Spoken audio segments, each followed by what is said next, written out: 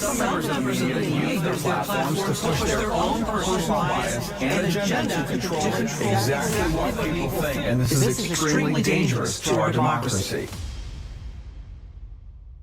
Go to work, get married, have children, act normal, walk on the pavement, watch TV, obey the law, save for your old age, then repeat after me, I am free.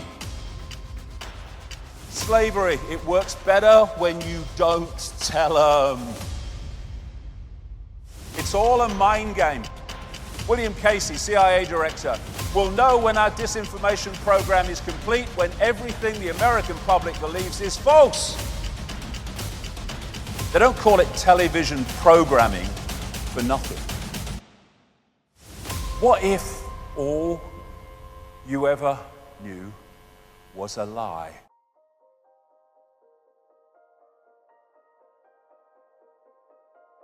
What we call stupid equals asleep. What we call asleep is hypnotized, and what we call hypnotized is unconscious.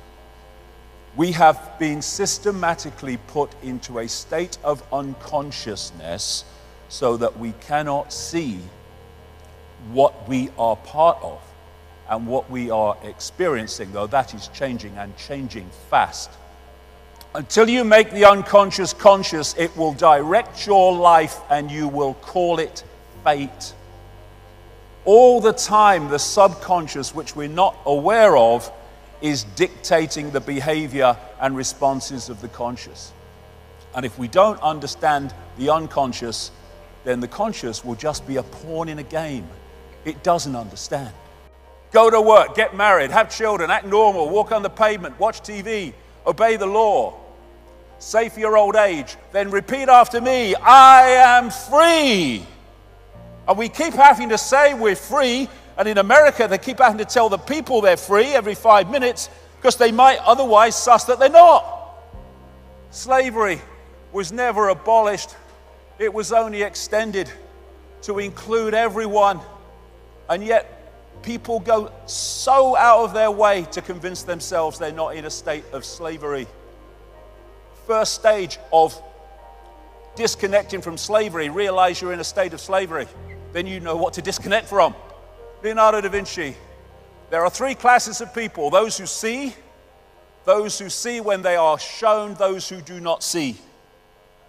And this system we call life is designed, again from cradle to grave, to make sure as many people do not see. And that's what I call the perception deception. These are three major CIA people. William Casey, CIA director, will know when our disinformation program is complete when everything the American public believes is false. The CIA owns everyone of any significance in the major media. William Coley, CIA director. Deception is a state of mind and the mind of the state. James Angleton, infamous CIA operative. It's all a mind game. They don't call it television programming for nothing. It tells you what to wear, what to eat, what to think, what to love, what to fear, who to ridicule, who to condemn. One of the saddest lessons of history is this: if we've been bamboozled long enough, we tend to reject any evidence of the bamboozle. We're no longer interested in finding out the truth. It's simply too painful to acknowledge, even to ourselves, that we've been taken. Once you give a charlatan power over you, you almost never get it back. Almost never. But we're fricking going to. But that's what it is. It's a bamboozle. It's a mind program. This is cognitive dissonance. This is a definition of it. Sometimes people hold a core belief that is very strong. When they're presented with evidence that works against that belief, the new evidence cannot be accepted.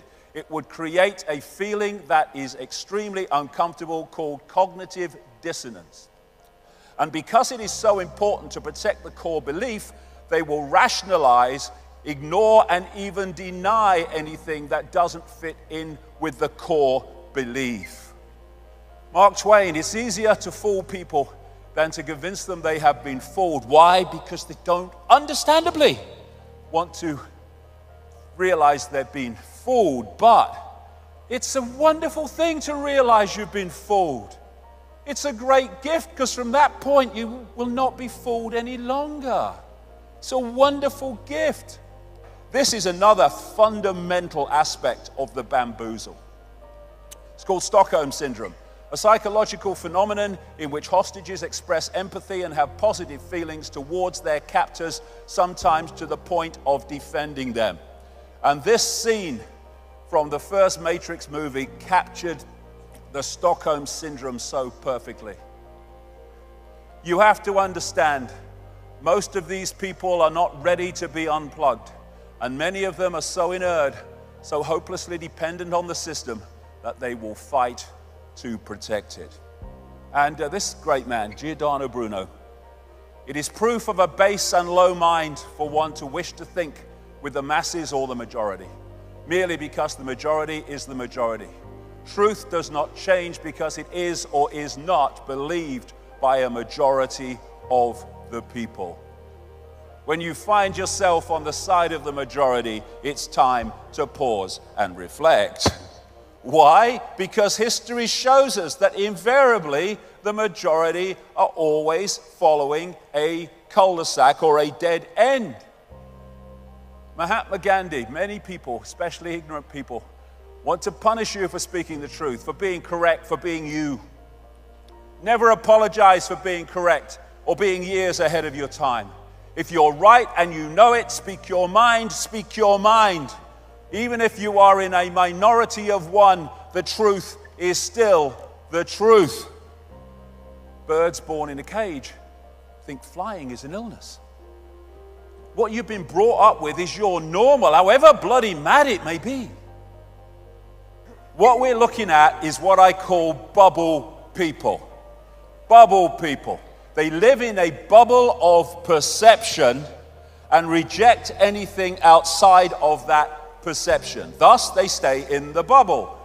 And so all these institutions are programming beliefs and perceptions in the bubble. And unless you break out of it, they're the only perceptions you ever come across. And this is what they say to you. Look, mate, I live in the real world, me. All right, I've got that real world. Go to work, get married, have children, get normal. I am free. That's the real world they're talking about. The real world of human slavery masquerading as freedom. You can ignore reality, but you can't ignore the consequences of ignoring reality. Can you remember who you were before the world told you what you should be?